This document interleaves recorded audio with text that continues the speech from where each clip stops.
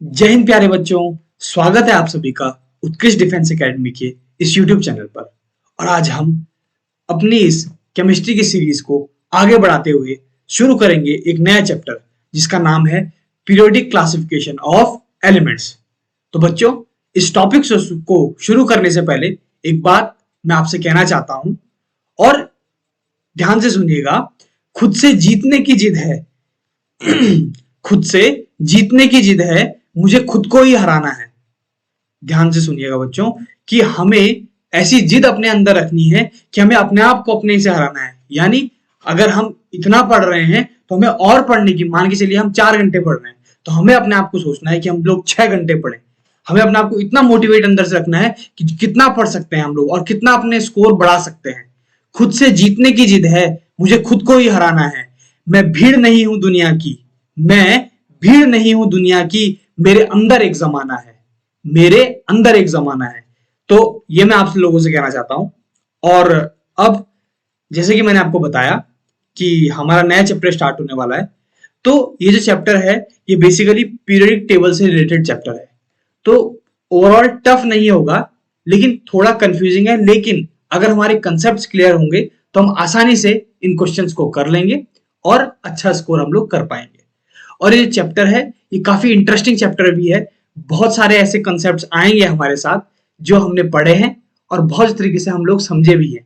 Electronegativity आएगी, ठीक है, आयनाइजेशन एनर्जी आएगी, इलेक्ट्रॉन एफिनिटी आएगी, ऐसी टर्म्स आएंगी जिससे हम लोग जानते हैं और जो नहीं जानते हैं हम आपस में डिस्कस करके क्लियर करेंगे। मैं आपको फिर बता दे रहा हूं, कोई भी अगर आपको प्रॉब्लम आए कोई भी क्वेश्चन करते हुए तो आप बेझिझक कमेंट बॉक्स में जो है हमें कमेंट कर दीजिए। हम जरूर जल्द से जल्द आपकी प्रॉब्लम का समाधान करेंगे। ओके, तो शुरुआत करते हैं अपने इस टॉपिक की जिसका नाम है पीरियोडिक क्लासिफिकेशन ऑफ एलिमेंट्स। ठीक है, तो पहला क्वेश्चन जो है इसका वो है, Mendeleev corrected the atomic weight of.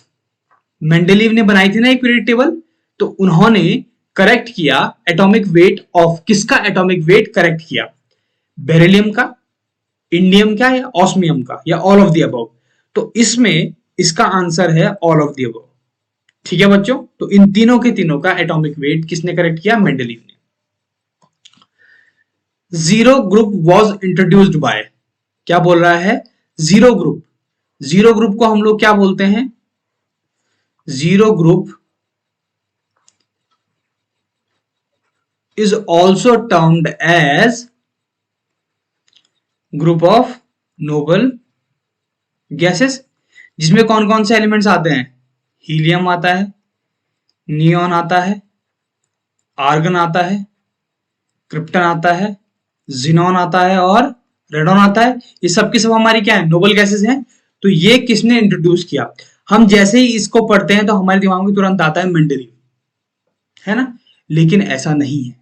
Zero group जो है मेंडलीव ने पीरियोडिक टेबल, ठीक है, लेकिन zero group was introduced by Ramsay या रामसे, ठीक है, रैमसे ने जीरो ग्रुप को इंट्रोड्यूस करवाया था। Another question is, which of the following pairs represents isoelectronic ions? इन चारों में से कौन से ऐसे पेयर्स हैं जो आइसो इलेक्ट्रॉनिक आयंस दे रहे हैं, बता रहे हैं? तो आइसो इलेक्ट्रॉनिक आयंस क्या होंगे? आइसो यानी कि same, iso stands for same और इलेक्ट्रॉनिक स्टैंड्स फॉर, मतलब बेसिकली हम लोग बोलेंगे सेम इन इलेक्ट्रॉन्स। तो इन चारों में से, इन चारों पेयर्स में से ऐसे कौन से पेयर्स हैं जिनमें नंबर ऑफ इलेक्ट्रॉन्स सेम है? Can we check? Yes, sodium plus में कितने इलेक्ट्रॉन होंगे? 10 electron. Reason behind this is, sodium का atomic number 11, it means it has 11 protons and 11 neutron, 11 electrons. if it will lose one electron then it has 10 electrons। यहां पे sodium के ऊपर positive charge है, इसका मतलब क्या है? उसने एक इलेक्ट्रॉन क्या किया है? लूज किया है। तो इस पे कितने इलेक्ट्रॉन आ रहे हैं? 10 इलेक्ट्रॉन। ऐसे पोटेशियम आयन का चेक करें, पोटेशियम का जो यूनिवेलेंट आयन होता है, पोटेशियम का एटॉमिक नंबर कितना होता है? मैं लिख दे रहा हूं साथ में। देखिए, सोडियम का एटॉमिक नंबर होता है 11, ठीक है, पोटेशियम का होता है 19। क्लियर है। इसी तरीके से मैग्नीशियम का होता है 12, कैल्शियम का होता है 20 एंड सल्फर का होता है 16। ये आप लोग जानते हैं। तो पोटेशियम आयन में कितने इलेक्ट्रॉन होंगे, कितना होता है इसका, 19 होता है। इट मींस इसमें हो जाएंगे 18 इलेक्ट्रॉन, क्योंकि एक इलेक्ट्रॉन, पॉजिटिव चार्ज का मतलब ये है कि उसने एक इलेक्ट्रॉन लूज किया है। क्लियर है। फिर से दूसरा से इसका मतलब इसमें कितने आ रहे हैं, 10 इलेक्ट्रॉन, और इसमें आ रहे हैं 18 इलेक्ट्रॉन, यानी कि ये तो नहीं है। Second one is potassium ion, magnesium ion, इसमें कितने आ रखे हैं हमारे, 18 इलेक्ट्रॉन। मैग्नीशियम का जो बायोवेलेंट आयन है, इसमें कितने इलेक्ट्रॉन होंगे, टोटल इसमें कितने होते हैं, 12 इलेक्ट्रॉन होते हैं। तो 2 लूज कर देगा तो कितने हो जाएंगे, 10 इलेक्ट्रॉन्स। तो यहां जाएंगे हम, इधर 18 है, इधर 10, ये भी क्या है, सिमिलर पेयर नहीं है। थर्ड वाला क्या हो जाएगा, मैग्नीशियम में कितने हैं, 10, Ca2 प्लस आयन में कितने इलेक्ट्रॉन हो जाएंगे, 20 होता है ना, इसका एटॉमिक नंबर 20 होता है। Ca2 प्लस का मतलब उसने 2 इलेक्ट्रॉन क्या किए हैं, लूज किए हैं। तो इसका मतलब कितना हो जाएगा, ये 18 इलेक्ट्रॉन। उसी तरीके से सिमिलरली यहाँ पे 18 इलेक्ट्रॉन हो जाएगा, यानी कि ये वाला पेयर भी नहीं होगा। अब सल्फर की अगर मैं बात करता हूं, तो सल्फर में 16 इलेक्ट्रॉन होते हैं। S2 minus, it means it has gained 2 electron, उसने 2 इलेक्ट्रॉन क्या किए हैं, लिए हैं, है ना, ग्रहण किए हैं। तो इसका मतलब कितना हो जाएगा, 18 इलेक्ट्रॉन। आ रही है बात समझ में कि नहीं आ रही है। तो बेसिकली कैल्शियम +2 और S2 minus, basically sulphide ion इसको हम बोलते हैं, इन दोनों में 18-18 इलेक्ट्रॉन आ रहे हैं। इसीलिए इन चारों सेट्स में से ये दोनों species calcium +2 and S2 minus, ये दोनों के दोनों क्या है, आइसो इलेक्ट्रॉनिक आयंस हैं, और ये दोनों के दोनों 18 इलेक्ट्रॉन्स कंटेन कर रहे हैं। क्लियर हुई बात। याद रखना, जब कभी भी किसी एटम के ऊपर पॉजिटिव चार्ज आता है, तो इसका मतलब उसने इलेक्ट्रॉन लूज किया है। तो उसका एटॉमिक नंबर जितना होगा, उसमें से आपको अगर सपोज +1 आया है, तो आपने 1 इलेक्ट्रॉन उसमें से माइनस कर देना है। +2 आया है, तो 2 इलेक्ट्रॉन माइनस कर देना है। एंड फॉर एग्जाम्पल +3 आया है, जैसे एल्यूमिनियम की केस में आता है, तो आपने उसमें 3 इलेक्ट्रॉन माइनस कर देने। सिमिलरली अगर उसके ऊपर माइनस नेगेटिव चार्ज है, तो अगर एक नेगेटिव चार्ज है, तो इसका मतलब उसने 1 इलेक्ट्रॉन गेन किया है। 2 नेगेटिव चार्ज है, तो इसका मतलब उसने 2 इलेक्ट्रॉन गेन किया है। समझ में आ गई आपकी बात। तो आइसो इलेक्ट्रॉनिक मींस वो स्पीसीज जिनमें number of electrons are same. Fourth, all alkaline earth metal ions are, क्या बोल रहा है, सारे के सारे एल्कलाइन अर्थ मेटल्स होते हैं। ठीक है, coloured, colourless, paramagnetic, colourless and diamagnetic. अब एक बात ध्यान से सुनिएगा, क्या बोल रहा है, all alkaline earth metals, earth metal ions are. तो हमारे पास जो ऑल सारे के सारे एल्कलाइन अर्थ मेटल आयंस होते हैं, वो कलरलेस भी होते हैं और डायमैग्नेटिक भी होते हैं। तो हम लोग जाएंगे ऑप्शन नंबर डी के साथ। अब एक बात है, कलरलेस तो हम लोग समझते हैं, लेकिन डायमैग्नेटिक क्या होता है। Diamagnetic substances are those substances which contain only paired electrons। केवल कैसे इलेक्ट्रॉन रहते हैं, पेयर्ड इलेक्ट्रॉन। अगर सब्सटेंस ऐसा है जिसमें केवल और केवल पेयर्ड इलेक्ट्रॉन्स हैं, तो वो डायमैग्नेटिक सब्सटेंस होगा। और इन केस अगर वो बोलता पैरामैग्नेटिक, तो पैरामैग्नेटिक का मतलब होता है 1 or more than 1 unpaired electrons. Paramagnetic बोल देता तो एक या एक से ज्यादा अनपेयर्ड इलेक्ट्रॉन होंगे तो पैरामैग्नेटिक होगा। और अगर केवल एक या एक, मतलब बेसिकली सारे के सारे ऑल इलेक्ट्रॉन्स आर पेयर्ड, तो डायमैग्नेटिक। और एक भी इलेक्ट्रॉन अगर अनपेयर हो गया तो पैरामैग्नेटिक। वो हमने सुना नहीं है कि एक मछली पूरे तालाब को गंदा करती है, तो अगर एक भी अनपेयर्ड इलेक्ट्रॉन आ जाएगा तो सीधा वो जो है पैरामैग्नेटिक होगा। वहां पे चाहे सारे के सारे इलेक्ट्रॉन्स पेयर्ड होंगे, लेकिन अगर एक भी इलेक्ट्रॉन अनपेयर आ गया तो हम बोल देंगे सीधा सब्सटेंस क्या है, the atom is paramagnetic. Got that? तो basically alkaline earth metals ions जो होते हैं हमारे, वो कलरलेस होते हैं एंड डायमैग्नेटिक होते हैं। समझ में आई बात? Fifth question, the electron affinity of beryllium is similar to that of, यानी कि इलेक्ट्रॉन एफिनिटी किसकी, बेरिलियम की किसके सिमिलर होती है? इलेक्ट्रॉन एफिनिटी क्या होता है? चलो ठीक है, बेरिलियम तो समझ में आ गया, लेकिन इलेक्ट्रॉन एफिनिटी क्या होता है? Electron affinity is the energy change that results from adding an electron to a gaseous atom. यानी कि हमारे पास अगर एक गैसियस एटम है, ठीक है, फॉर एन एग्जाम्पल मैं बेरिलियम की बात कर लेता हूं, तो इस बेरिलियम के एटम में कितना एनर्जी चेंज आता है अगर मैं इसमें एक इलेक्ट्रॉन ऐड करवाऊं। फॉर एन एग्जाम्पल बेरिलियम का एटॉमिक नंबर कितना होता है? 4 होता है।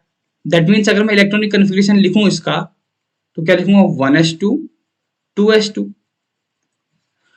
अब मुझे एक इलेक्ट्रॉन इसमें ऐड करवाना है, तो उस एक इलेक्ट्रॉन जब मैं ऐड करवाऊंगा तब कितना एनर्जी चेंज हमारा आया है, तो वो हमारा क्या कहलाता है? Electron affinity. और इसे हम capital E dot capital E से डिनोट करते हैं। क्लियर है? तो इलेक्ट्रॉन एफिनिटी क्या है? Basically is the energy change. Energy change यानी कि मतलब ये कि यहां पे इस सब्सटेंस की कुछ एनर्जी होगी, और जब मैं इसमें इलेक्ट्रॉन ऐड करवाया तब वो कितनी एनर्जी उसकी जो है इंक्रीज हो गई, है ना? जैसे मैं ऐड करवाऊंगा तो मुझे इसको क्या करना पड़ेगा? कुछ ना कुछ हीट देनी पड़ेगी, एनर्जी देनी पड़ेगी। उस एनर्जी के कारण से एक एनर्जी चेंज होता है, और वही एनर्जी चेंज जो है हमारा एक इलेक्ट्रॉन ऐड करवाने पर, याद रखना, on adding an electron. Electron affinity यानी कि ऑन एडिंग एन इलेक्ट्रॉन, ठीक है। तो बेरिलियम का 1s2 2s2। अगर मैं नियॉन लिखता हूं तो नियॉन को कितना होता है? 10। That means 1s2 2s2 2p6। Sodium को कितना हो जाएगा? 11 है। That means 1s2 2s2 2p6 3s1, है ना? 2 4 10 11 11 होता है। लिथियम को कितना हो जाएगा? 3 है। That means 1s2 and 2s1। तो इसका मतलब क्या है कि बेरिलियम की जो इलेक्ट्रॉन एफिनिटी होगी वो किससे मैच खा रही है? तो बेरिलियम की इलेक्ट्रॉन एफिनिटी की अगर मैं बात करूं, देखिए कैसे हम इसमें डिस्टिंक्शन करेंगे। इधर देखिए, सोडियम है, तो सोडियम के आउटर मोस्ट शेल में एक इलेक्ट्रॉन है, और कौन सी शेल है? 3s1 है। इधर क्या है? 2s1 है। But in this case, beryllium की केस में जो हमारी सेकंड शेल है 2s वाली, वो कंप्लीटली फिल्ड है, और नियॉन के केस में हमारी जो सेकंड शेल है 2s2p पूरे को इंक्लूड करते हुए ये कंप्लीटली फिल्ड है। तो इसकी अगर इलेक्ट्रॉन एफिनिटी, बल्कि जो इन केसेस में है 3s1 और 2s1 वाले में, ये इनकम्प्लीटली फिल्ड है। क्या है ये? Incompletely field. इस इनकम्प्लीटली फील्ड के चलते ये जो है बेरिलियम की इलेक्ट्रॉन एफिनिटी से मैच नहीं खा पाएंगे, बल्कि इधर क्या है? इधर जो शेल है वो पूरी है। इधर s ऑर्बिटल क्या है? पूरा का पूरा फील्ड है। इधर 2s2 2p6 पूरा का पूरा फील्ड है। इस फिलिंग के कारण से क्या होगा? इलेक्ट्रॉन एफिनिटी बेरिलियम की किससे मैच कर रही होगी? नियॉन से। ये याद रखना। आप लोग सोडियम लिथियम नहीं लगा के आएंगे। क्यों? क्योंकि सोडियम और लिथियम में 3s1 दिख रहा है, 2s1 यहाँ पे इनकम्प्लीटली फील्ड है, यानी कि इसमें इलेक्ट्रॉन का जो है एडिशन की जो इलेक्ट्रॉन एफिनिटी है बेसिकली, वो बेरिलियम से मैच नहीं खा सकती, क्योंकि इसका इलेक्ट्रॉनिक कॉन्फ़िगरेशन इससे मैच नहीं कर रहा है। तो हम लोग जाएंगे अपने ऑप्शन नंबर ए के साथ, नियॉन के साथ। Now the sixth question is, in the context of lanthanoids which of the following statements is not correct? In statement में से कौन से स्टेटमेंट ऐसे हैं जो सही नहीं है? There is a gradual decrease in the radii of the members with increasing atomic number in the series. All the members exhibit +3 oxidation state. Because of similar properties, the separation of lanthanoids is not easy. Availability of 4f electrons results in the formation of compounds in +4 state for all members of the series. देखिए इस question में क्या है, हमें पूछ रहा है कि लैंथेनॉइड के बारे में इनमें से कौन सा स्टेटमेंट सही नहीं है। तो there is a gradual decrease in the radius of the members with increasing atomic number in the series. इसका मतलब ग्रेजुअल डिक्रीज होता है किसमें, रेडियाई में, रेडियाई में ग्रेजुअल डिक्रीज होता है of members with increasing atomic number in the series. जैसे जैसे मैं इंक्रीज करूंगा एटॉमिक नंबर तो ग्रेजुअल डिक्रीज होगा, यानी कि एटॉमिक रेडियाई जो है क्या होगी, वो घटती हुई जाएगी जैसे जैसे मैं एटॉमिक नंबर इंक्रीज करूंगा। ठीक है। दूसरी बात, all the members exhibit +3 oxidation state. सारे के सारे मेंबर जो हैं +3 ऑक्सीडेशन स्टेट दिखाते हैं। C option is because of similar properties the separation of lanthanide is not easy. देखिए ये भी बात सही है, gradual decrease in the radius of the members with increasing atomic number in the series. Basically lanthanide and actinides are not put in the periodic table. उनको क्या है, periodic table से अलग रखा गया है लैंथेनाइड और एक्टिनाइड्स को। और लैंथेनाइड और एक्टिनाइड को कैसे रखा गया है, पीरियड्स की फॉर्म में। ठीक है, तो पीरियड की फॉर्म यानी कि हॉरिजॉन्टल लाइंस में उनको रखा गया है। इसका मतलब जैसे जैसे मैं जो हूं एटॉमिक नंबर बढ़ाता जाऊंगा, यानी कि लेफ्ट टू राइट अगर मैं जाऊंगा तो मेरी रेडियाई क्या हो जाएगी, डिक्रीज हो रही है। ये भी बात सही है। All the members exhibit +3 oxidation state, ये भी बात सही है। Because of similar properties the separation of lanthanoids is not easy. Similar properties के कारण से लैंथेनॉइड का सेपरेशन जो है इजी नहीं है, ये भी बात सही है। लेकिन अगला बोल रहा है अवेलेबिलिटी ऑफ 4f इलेक्ट्रॉन। जो 4f इलेक्ट्रॉन की अवेलेबिलिटी है इसके कारण से क्या होता है, results in the formation of compounds in +4 state for all members of the series. यानी कि +4 स्टेट में जो है सारे के सारे मेंबर्स जो है सीरीज के वो कंपाउंड फॉर्म करते हैं। ऐसा सब के केस में नहीं है। तो हम लोग जाएंगे अपने ऑप्शन नंबर डी के साथ। 7th question, aluminium and gallium have the same covalent radius because of. यानी कि एल्यूमिनियम और गैलियम की सेम कोवेलेंट रेडियस होती है, उसका कारण क्या है, greater shielding power of s electrons from of gallium atom, poor shielding power of s electrons of gallium atom, poor shielding power of d electrons of gallium atom and greater shielding power of d electrons of gallium atom. अब ध्यान से सुनिएगा, basically क्या बोला है, मुझे बताना है कि एल्यूमिनियम और गैलियम की सेम कोवेलेंट रेडियस क्यों होती है। बेसिकली होना क्या चाहिए, देखिए ये जो है एल्यूमिनियम गैलियम है ना, ये क्या है, ग्रुप 13 के एलिमेंट्स हैं। एल्यूमिनियम गैलियम बेसिकली ये क्या है, ग्रुप के एलिमेंट्स, यानी कि ऊपर से नीचे जाने पर, यानी कि ग्रुप में मूव डाउन करने पर बेसिकली होना क्या चाहिए, radius should be decreased, radius should be decrease. वही ट्रेंड तो यही होना चाहिए ना, हमने यही तो पढ़ा है कि अगर हम पीरियड में लेफ्ट टू राइट जाते हैं तो रेडियस क्या होती है, sorry it would not be decreased, it would be increased. अगर हम पीरियड में लेफ्ट टू राइट जाते हैं तो क्या होता है, रेडियस डिक्रीज होती है। और अगर ग्रुप में ऊपर से नीचे आते हैं तो रेडियस इंक्रीज होती है। तो वो ये बोल रहा है कि इन दोनों की रेडियस जो है ऑलमोस्ट सेम क्यों होती है। देखिए ऑलमोस्ट सेम होने का कारण ये, कोई ना कोई तो ऐसा फैक्टर होगा जो इनकी रेडियस को जो है बड़ा घटा नहीं पा रहा होगा। एक्चुअली होना क्या चाहिए, गैलियम की जो रेडियस है वो ज्यादा होनी चाहिए एल्यूमिनियम के हिसाब से थ्योरेटिकली, लेकिन अगर हम स्टडी करें इनकी तो ऐसा नहीं होता है। उसका कारण है ग्रेटर शील्डिंग ऑफ, अच्छा एक्चुअली जो डी इलेक्ट्रॉन्स होते हैं उन greater shielding power of d electrons of gallium atom, poor shielding power of d electrons of gallium atom, poor shielding power of s electrons of gallium atom and greater shielding power of s electrons of gallium atom. Basically मैं इसमें d के साथ जा रहा था पर ऐसा नहीं होगा, कारण d इलेक्ट्रॉन्स जो होते हैं ना उनकी ग्रेटर शील्डिंग पावर नहीं होती है। शील्डिंग पावर का जो सीक्वेंस होता है वो आप लोग याद रखना कि सबसे ज्यादा शील्डिंग पावर होती है s की, फिर होती है p की, फिर d की and then f। Shielding power means nucleus से, बेसिकली शील्डिंग पावर का मतलब होता है न्यूक्लियस के पॉजिटिव चार्ज से इलेक्ट्रॉन्स को बचाए रखना। यानी कि कोई ऑर्बिटल जो है s ऑर्बिटल या p ऑर्बिटल जो भी ऑर्बिटल है वो न्यूक्लियस से कितने, मतलब कितनी इंटेंसिटी से, है ना, इलेक्ट्रॉन्स को क्या करके रखता है, बचा के रखता है, मतलब उसके कांटेक्ट में डायरेक्ट नहीं आने देता। वो जो फोर्स ऑफ अट्रैक्शन होता है ना, बेसिकली जो फोर्स ऑफ अट्रैक्शन उन दोनों के बीच में होना चाहिए, किसके बीच में, न्यूक्लियस के जो प्रोटॉन्स हैं और बाहर जो ऑर्बिटल्स में मूव कर रहे हैं, रिवॉल्व कर रहे हैं इलेक्ट्रॉन्स, उन दोनों के बीच में अट्रैक्शन होता है, हम लोग जानते हैं फोर्स ऑफ अट्रैक्शन होता है।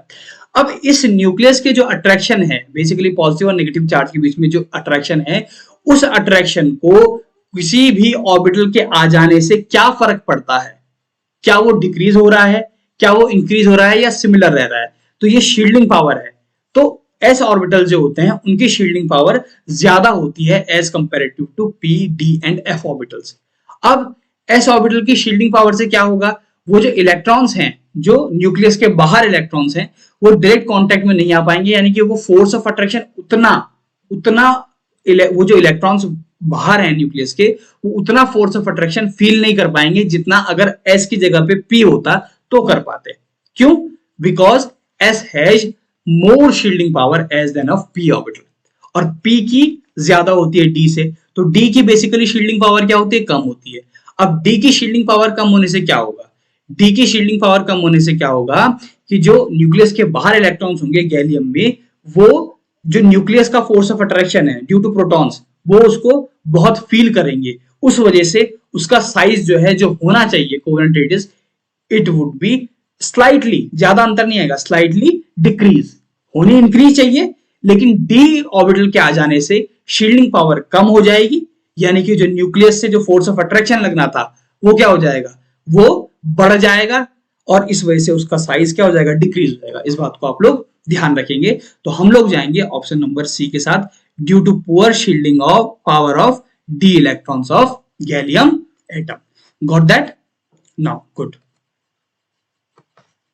8th question, which of the following order of ionisation energy is correct? इनमें से कौन सा ऑर्डर आयनाइजेशन एनर्जी का सही है? बेसिकली सबसे पहले हमें पता होना चाहिए कि आयनाइजेशन एनर्जी होती क्या है। देखिए, आयनाइजेशन एनर्जी क्या है? Ionisation energy is the energy required for the removal of an electron from the isolated gases atom. मतलब किसी भी आइसोलेटेड गैसेस एटम से, यानी कि हमें एलिमेंट, अगर सपोज मैं बात करता हूं, नाइट्रोजन एलिमेंट दिया है अगर हमें, तो इससे हमें सबसे पहले एक नाइट्रोजन एटम आइसोलेट करना चाहिए, इससे हमें नाइट्रोजन एटम आइसोलेट करना चाहिए। अब इस नाइट्रोजन एटम से मुझे अगर एक इलेक्ट्रॉन का रिमूवल करवाना है, कितने इलेक्ट्रॉन का? एक इलेक्ट्रॉन का रिमूवल करवाना है, तो मुझे इसे कितनी एनर्जी देनी पड़ेगी? तो मुझे जितनी ज्यादा एनर्जी देनी पड़ेगी उस फॉर रिमूवल ऑफ इलेक्ट्रॉन, तो मुझे जितनी ज्यादा एनर्जी देनी पड़ेगी इलेक्ट्रॉन के रिमूवल के लिए, उतनी ही ज्यादा उसकी आयनाइजेशन एनर्जी होगी। तो अब चेक करते हैं। सबसे पहले हमें इनका क्या लिखना पड़ेगा? Electronic configuration. जब कोई भी ऐसा कंसेप्ट आए तो इलेक्ट्रॉनिक कन्फिग्रेशन से हम लोग आसानी से कर पाएंगे। और दूसरा फंडा भी मैं आपको बता देता हूं कैसे काम करेगा। देखिए, अब अगर मैं इसको चेक करता हूं, बेरिलियम दिया है, तो बेरिलियम का क्या होता है electronic configuration? 1s2 2s2। Boron का क्या होता है? 1s2 2s2 2p1, क्योंकि 5 होते हैं इसमें 4 होते हैं। इस तरीके से कार्बन का क्या हो जाएगा? 6, that means 1s2 2s2 2p2। Nitrogen का 1s2 2s2 2p3, और ऑक्सीजन का 1s2 2s2 2p4। अब ध्यान से देखिए आप, आयनाइजेशन एनर्जी क्या बताया मैंने आपको? एक इलेक्ट्रॉन के रिमूवल के लिए कितनी एनर्जी की रिक्वायरमेंट है किसी भी आइसोलेटेड गैसेस एटम को, यानी कि बेसिकली एक एटम को कितनी एनर्जी चाहिए ताकि वो एक इलेक्ट्रॉन क्या कर दे, अपने में से बाहर निकाल दे, रिमूव हो जाए बेसिकली एक इलेक्ट्रॉन। ठीक है, तो इस केस में क्या होगा? पहला दिया है सबसे ज्यादा ऑक्सीजन, ठीक है, और सबसे कम दे रखा है बेरिलियम। अब एक बात चेक करते हैं हम, बेरिलियम और बोरॉन में सबसे पहले हम कंफ्यूजन दूर करते हैं। देखिए, बेरिलियम का क्या है? 1s2 2s2, इधर बोरॉन का है 1s2 2s2 2p1। अब आप लोग मुझे ये बताइए, इधर 1s2 2s2 है, यानी कि इधर क्या है, ये ऑर्बिटल भी पूरा भरा हुआ है और ये भी ऑर्बिटल पूरा भरा हुआ है, कंप्लीटली फिल्ड है। दूसरे केस में क्या है, बोरॉन के केस में ये पूरा भरा हुआ है। सेकंड शेल में दो ऑर्बिटल आ रहे हैं 2s2p, 2s पूरा भरा है लेकिन 2p में क्या है, एक इलेक्ट्रॉन है। तो मैं जैसे ही एनर्जी दूंगा, बोरॉन जो है अपना इलेक्ट्रॉन निकाल देगा। बोरॉन क्या करेगा, अपना इलेक्ट्रॉन रिमूव कर देगा, क्योंकि 2p1 में एक इलेक्ट्रॉन है, सिंगल इलेक्ट्रॉन जा रहा है वहां पे, इस वजह से वो क्या कर देगा, अपना इलेक्ट्रॉन रिमूव कर देगा इजीली। तो इसीलिए बोरॉन के लिए आयनाइजेशन एनर्जी क्या होगी, कम होगी। तो बेसिकली हमारा आंसर या तो ये हो सकता है और या तो ये हो सकता है, ना ही ये होगा और ना ही ये होगा। क्यों? क्योंकि बेरिलियम की जो आयनाइजेशन एनर्जी है, it should be greater than boron. ठीक है। नाउ अब हम चेक करते हैं नाइट्रोजन और ऑक्सीजन में।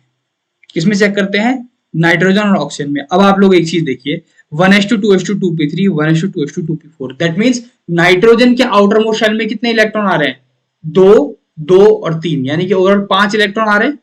यानी कि हमारी जो सेकंड शेल जो है उसमें दो ऑर्बिटल है, 2s और 2p। 2p क्या है, इनकम्प्लीटली फिल्ड है। 2p ऑर्बिटल क्या है, बेसिकली इनकम्प्लीटली फिल्ड है।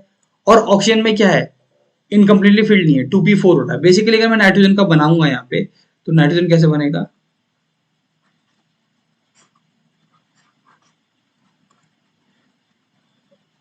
ये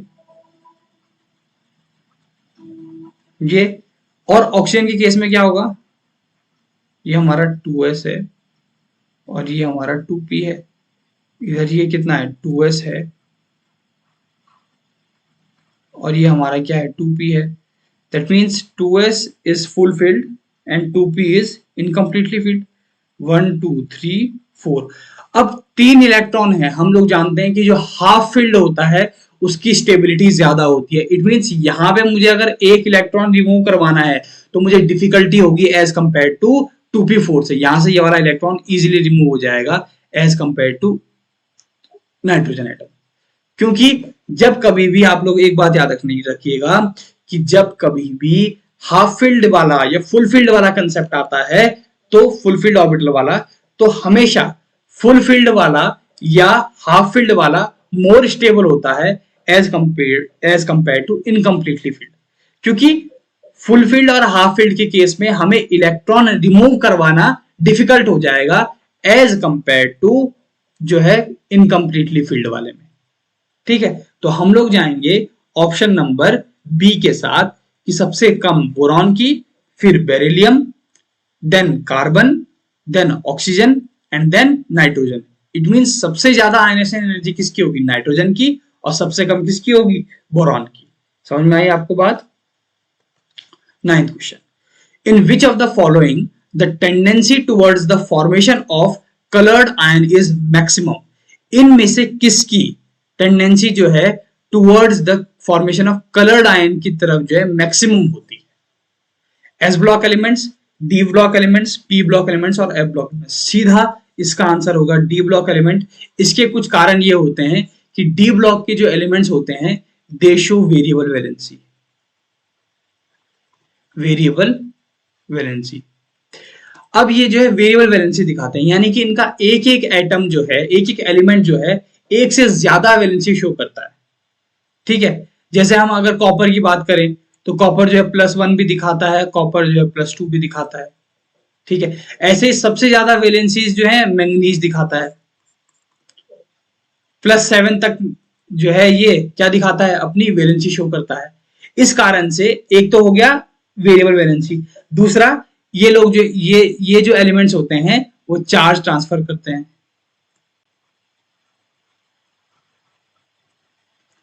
और तीसरी चीज ये जो है एक तो हो गया वेरिएबल वैलेंसी, एक हो गया चार्ज ट्रांसफर, और एक होता है DD transition. DD transition, DD transition means एक इलेक्ट्रॉन जो डी ऑर्बिटल में था उसका दूसरे डी ऑर्बिटल में जाना, ये होगा डीडी ट्रांजिशन। तो बेसिकली ये तीनों कंसेप्ट्स की वजह से डी ब्लॉक एलिमेंट्स जो है कलर शो करते हैं। ठीक। 10th, Which of the following belongs to representative group of elements of periodic table? Lanthanum, argon, chromium, aluminium. Simple फंडा है, बोला है representative group of element of period table, यानी कि पीरियड टेबल का रिप्रेजेंटेटिव ग्रुप कौन सा, ग्रुप का कौन सा एलिमेंट है। देखिए रिप्रेजेंटेटिव ग्रुप किसे कहते हैं, पहले तो ये पता होना चाहिए।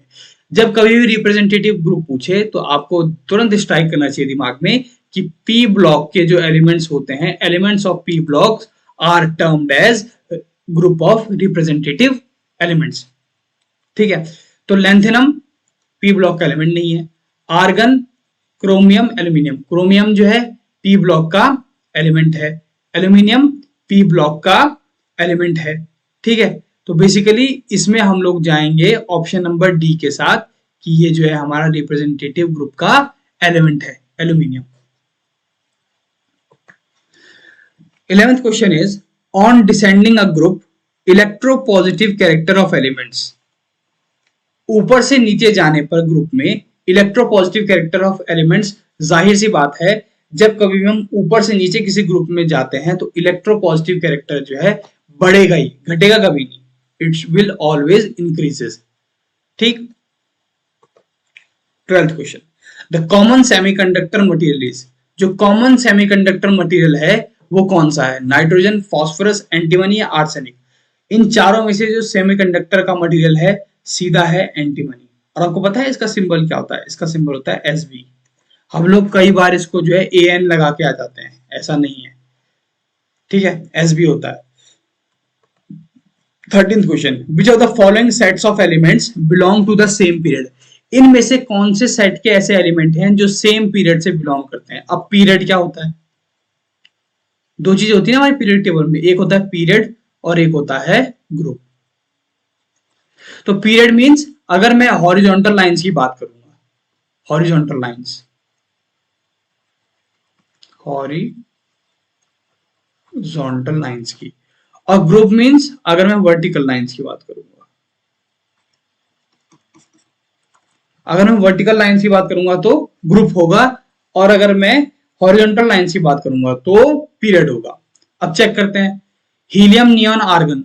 ठीक है, हीलियम, नियॉन, आर्गन क्या पूछ रहा है, same period. Helium, neon, argon जो है जीरो ग्रुप के एलिमेंट्स होते हैं, जीरो ग्रुप के एलिमेंट होते हैं। और जीरो ग्रुप के एलिमेंट होने का मतलब ये है कि ग्रुप की बात आ गई, यानी कि ये हैं तो एक ही ग्रुप के, लेकिन ये पीरियड के नहीं है तो इसलिए नहीं होगा, हमें सेम पीरियड ढूंढना है। अगला है क्लोरीन, ब्रोमीन एंड आयोडीन, ये भी सिमिलर ग्रुप के हैं, 17th ग्रुप के हैं,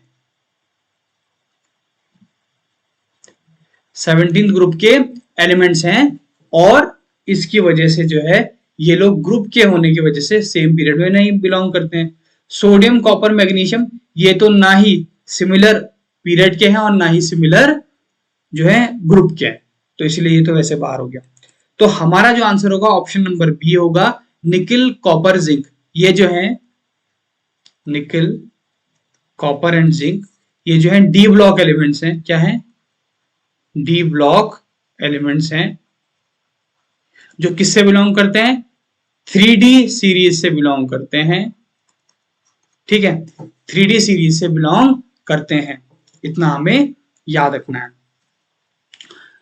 तो ये जो है सेम पीरियड में आते हैं निकिल, कॉपर, जिंक। अगर हम चाहें, अगर मैं जिंक का जो है इलेक्ट्रॉनिक कन्फिग्रेशन लिखूंगा तो क्या हो जाएगा, देख लीजिए, 1s2, 2s2, 2p6, 3s2, 3p6, 3d10, 4s2, let me check, 2, 4, 6, 10, 12, 18, 28 and 30। ठीक है, तो बेसिकली ये जो है कौन से ग्रुप के एलिमेंट्स हैं हमारे, कौन से पीरियड के एलिमेंट हैं, nickel, copper, zinc are the elements of fourth period. Fourth period के एलिमेंट्स हैं निकिल, कॉपर एंड जिंक। अब कई बार आपसे जो है इलेक्ट्रॉनिक कन्फिग्रेशन कॉपर का भी पूछ सकता है, मैंने इसीलिए जिंक का लिखा क्योंकि कॉपर का भी पूछ सकता है। देखिए कॉपर में हम लोग क्या मिस्टेक करते हैं, क्योंकि जिंक का एटॉमिक नंबर होता है 30, कॉपर का होता है 29, फिर इसमें हाफ फील्ड फुल फील्ड वाला कंसेप्ट आता है। होना क्या चाहिए इसमें, 3, 10, 4s2 यहाँ पे हुआ है तो यहाँ पे बच्चा क्या करेगा, इन कॉपर के केस में बच्चा कर देता है कई बार अक्सर कॉपर केस में बच्चा कर देता है 3d9 4s1 4s2। होना भी चाहिए ऐसा, क्यों? क्योंकि अगर मैं ऐड करूंगा तो 2 4 6 it means 10 12 plus 6 18 plus 2 20 plus 9 29। सही है इस हिसाब से, लेकिन ऐसा नहीं होता है। In case of copper, copper के केस में क्या होता है, 3d10 4s1 will be the correct electronic configuration. क्यों? क्योंकि हमने ये पढ़ा था कि हाफ फिल्ड या full filled atomic orbitals are more stable than incompletely filled atomic orbitals.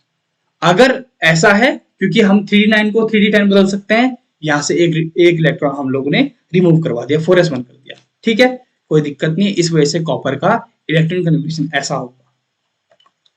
14th question, in which of the following energy is absorbed? इन चारों में से किस केस में एनर्जी जो है एब्सॉर्ब हुई होगी, यानी कि एनर्जी इज गिवन।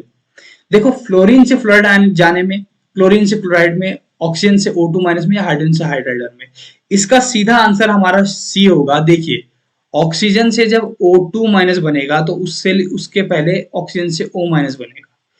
कभी भी माइनस चार्ज का मतलब होता है, minus charge indicates that that particular atom has gained electron and the amount or and the quantity of that negative charge shows that the similar number of electrons are gained।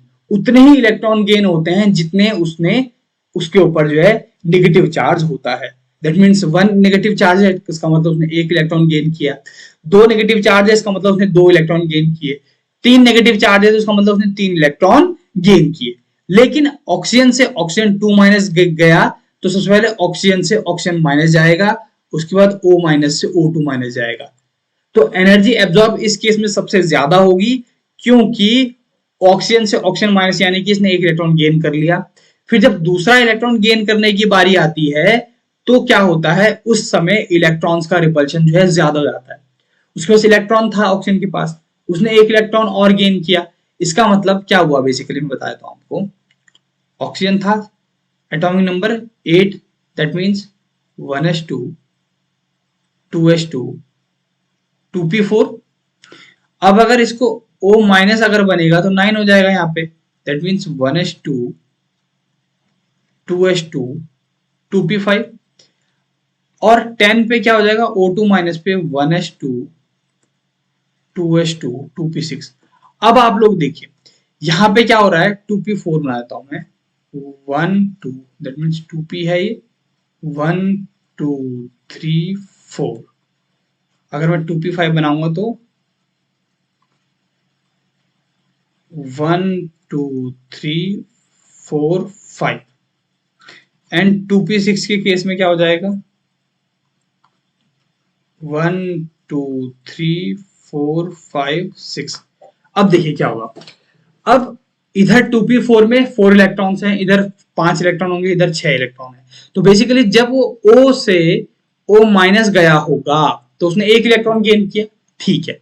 लेकिन जब वो O2 minus की तरफ move कर रहा होगा तो electron ज्यादा होंगे, नंबर ऑफ इलेक्ट्रॉन्स यहाँ पे क्या हो गए, इंक्रीज हो गए। इस वजह से जितने ज्यादा नंबर ऑफ इलेक्ट्रॉन्स होंगे उतना जो है रिपल्सन इंक्रीज हो जाएगा। भाई आपस में सिमिलर चार्जेस हैं, चाहे वो पॉजिटिव हो चाहे नेगेटिव चार्ज। अगर पॉजिटिव चार्जेस होते हैं सिमिलर तो क्या होता है, रिपल्सन होता है। अगर सिमिलर नेगेटिव चार्जेस हो जाए तो जो है क्या होगा, तभी भी रिपल्सन होगा। अब सेम चार्जेस हैं, उन सेम चार्जेस की वजह से क्या होगा, रिपल्सन ज्यादा हो जाएगा। और उस रिपल्शन को कंपनसेट करने के लिए हमें और एनर्जी देनी पड़ेगी ताकि वो एक और इलेक्ट्रॉन ले ले, एक और इलेक्ट्रॉन का गेन कर ले। तो बेसिकली इस केस में ऑक्सीजन से ऑक्सीजन 2 माइनस जाने पर एनर्जी इज एब्सॉर्ब्ड, क्योंकि वहां पे वो 2p5 हो चुका था, number of electrons are increased और उस वजह से उनमें रिपल्सन ज्यादा था। उस रिपल्सन को कंपेंसेट करने के लिए और एनर्जी देनी पड़ी, तो इसलिए यहाँ पे बोल रहा है energy is absorbed, so O से O2 माइनस जाना will be the right answer for this. Now the last question is, the alkali metals have relatively low melting point. Which one of the following alkali metals is expected to have the highest melting point? देखिए alkali metal का वैसे तो कम melting point होता है, लेकिन इनमें से कौन से ऐसे एल्कली मेटल हैं to have the highest melting point, जिसका मेल्टिंग पॉइंट क्या होगा, हाईएस्ट मेल्टिंग पॉइंट होगा। Lithium, sodium, potassium, iridium. Basically जब कभी भी हम मूव करते हैं down the group, melting point increases. तो हम लोग किस ऑप्शन के साथ जाएंगे, 15 का ऑप्शन नंबर डी होगा। लिथियम नहीं, सोडियम नहीं, पोटेशियम नहीं, रुबिडियम नहीं। तो हम लोग देखते हैं कि एल्कली मेटल्स की केसेस में ऊपर से नीचे जाने पर क्या होता है, मेल्टिंग पॉइंट इंक्रीज होगा। तो ये सब के सब जो है एल्कली मेटल्स हैं, तो लिथियम का कम होगा, लिथियम से ज्यादा सोडियम का होगा मेल्टिंग पॉइंट। बेसिकली मैं ऐसे लिखता हूँ, लिथियम से ज्यादा, दैट मीन्स लिथियम से ज्यादा सोडियम का होगा, सोडियम से ज्यादा पोटेशियम का होगा, और पोटेशियम से ज्यादा रुबिडियम का होगा। तो हम लोग ऑप्शन नंबर डी के साथ जाएंगे। हमारे पास एल्कली मेटल्स होते हैं और एक मेटल्स होते हैं एल्कलाइन अर्थ मेटल्स। ठीक है, इसमें कौन कौन से एलिमेंट्स आते हैं, इसमें आते हैं beryllium, magnesium, calcium, strontium, barium, radium. Okay, तो लास्ट वाले जो एलिमेंट्स होते हैं वो रेडियो एक्टिव एलिमेंट्स होते हैं इसमें। तो beryllium, magnesium, calcium, strontium, barium, radium. इसमें कई तरीके से इनको जो न्यूमेरिक्स बनाए गए हैं, जैसा आपको ठीक लगे वैसा आप लोग याद कर लेना। इसमें कई लोग बोलते हैं बेटा मांगे कार स्कूटर बाप राजी, ऐसा। ठीक है, और कई लोग इसको जो है, कई लोग तो जो है ये है कि अपने पिताजी को जो है राजी करवा रहे हैं इसमें न्यूमेरिक्स में। और कई लोग बोलते हैं बेटा मांगे कार स्कूटर बाप रोए, है ना। तो अपना अपना तरीका है याद करने का, जिसको जैसा करना है वो वैसा कर सकता है ना। तो बेसिकली ये न्यूमेरिक्स है, ये हमें याद करवाने में मदद करते हैं। ये बेसिकली जो एल्कलाइन अर्थ मेटल्स होते हैं, ये हमारे कौन से ग्रुप के एलिमेंट्स होते हैं, ग्रुप 2 बोलते हैं, और सेकंड ए भी बोल देते हैं। वैसे हम ग्रुप 2 भी बोलते हैं और सेकंड ए भी बोल देते हैं। तो beryllium, magnesium, calcium, strontium, barium, radium sorry. और इधर एल्कली मेटल्स की जो हमने बात की थी वो ये होते हैं hydrogen, lithium, sodium, potassium, rubidium, caesium, francium. ठीक है, ये हमारे एल्कली मेटल्स होते हैं, ये होते हैं ग्रुप फर्स्ट ए के या ग्रुप 1 के एलिमेंट्स भी बोल देते हैं इनको। तो बेसिकली इस तरीके से ये हमें ध्यान रखना है कि कहाँ पे कौन सा क्वेश्चन, कौन सा कंसेप्ट आ रहा है। ठीक है, तो हाईएस्ट मेल्टिंग पॉइंट किसका था, ऊपर से जाने पर मेल्टिंग पॉइंट इंक्रीज करता है। तो सबसे नीचे क्या है, रुबिडियम आ रहा है इन सीरीज में, तो हम रुबिडियम पे सही आंसर लगा देंगे। ठीक है बच्चों, तो बेसिकली इस तरीके से हमारे 15 एमसीक्यू कंप्लीट हुए।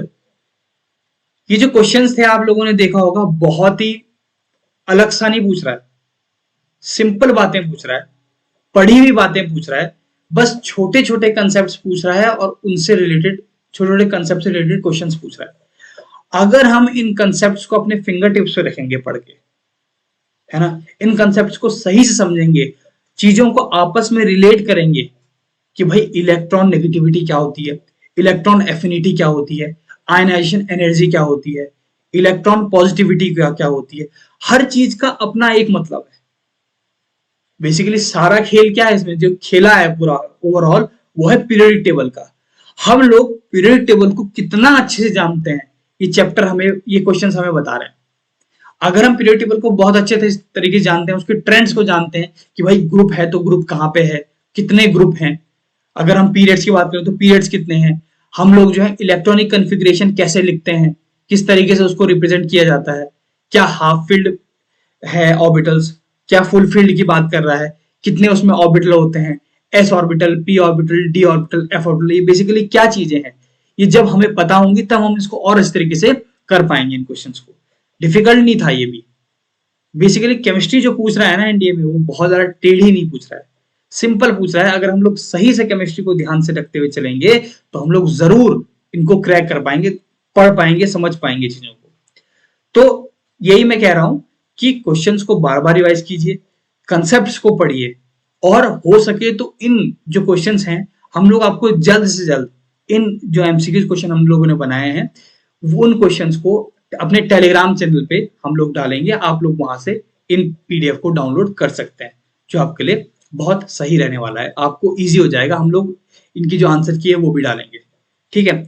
तो हमें बेसिकली चीजों को इंटर रिलेटेड करना आना चाहिए। अगर हम चीजों को रिलेट कर पा रहे हैं एक दूसरे से, तो हम लोग कहीं ना कहीं कंसेप्ट को और अच्छी तरीके से समझ पा रहे हैं और अच्छी तरीके से उसमें जो है अपनी महारत हासिल कर पा रहे हैं। तो ये था आज का हमारे 15 एमसीक्यूज।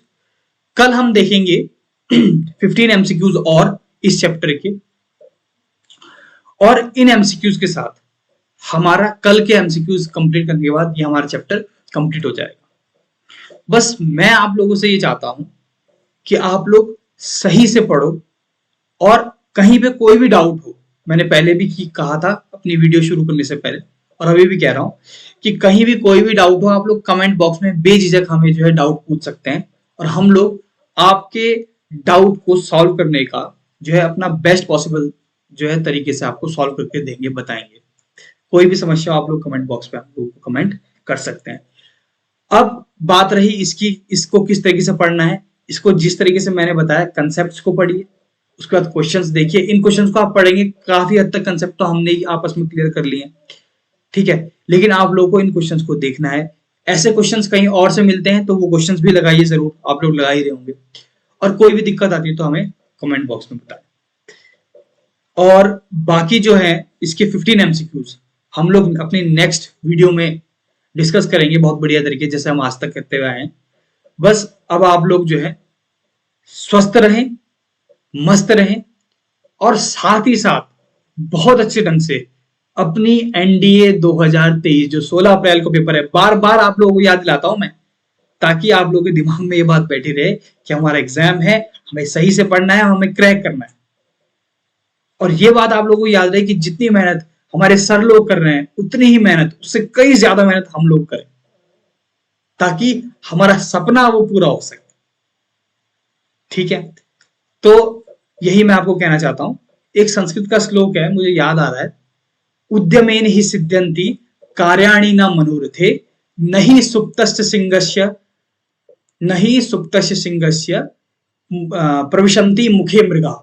इसका मतलब क्या है, जो भी काम होते हैं ना, उद्यम से ही सिद्ध होते हैं। उद्यम यानी कि मेहनत करके जो है हर काम सिद्ध होता है। सिद्ध होना यानी कि पूरा होना, वहां अचीव कर पाना अपने गोल को। बिना मेहनत किए कुछ नहीं होता है।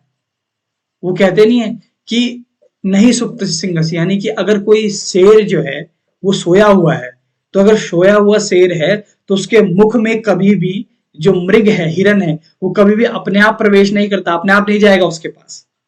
बेसिकली शिकार जो है शिकारी के पास कभी नहीं जाएगा अपने आप, उसको खुद जो है मेहनत करनी पड़ेगी। ऐसे ही आप लोगों को भी भयंकर और कड़ी से कड़ी मेहनत करनी चाहिए, ताकि आप लोग अपने एग्जाम को क्रैक करके अच्छी तरीके से जो है सक्सेस हों, और हमें भी इस बात की खुशी होगी। तो ठीक है बच्चों, मिलते हैं आपसे नई वीडियो में फुल एनर्जी के साथ, और तब तक के लिए बाय। अपना ख्याल रखिए और सही से पढ़ते रहिए।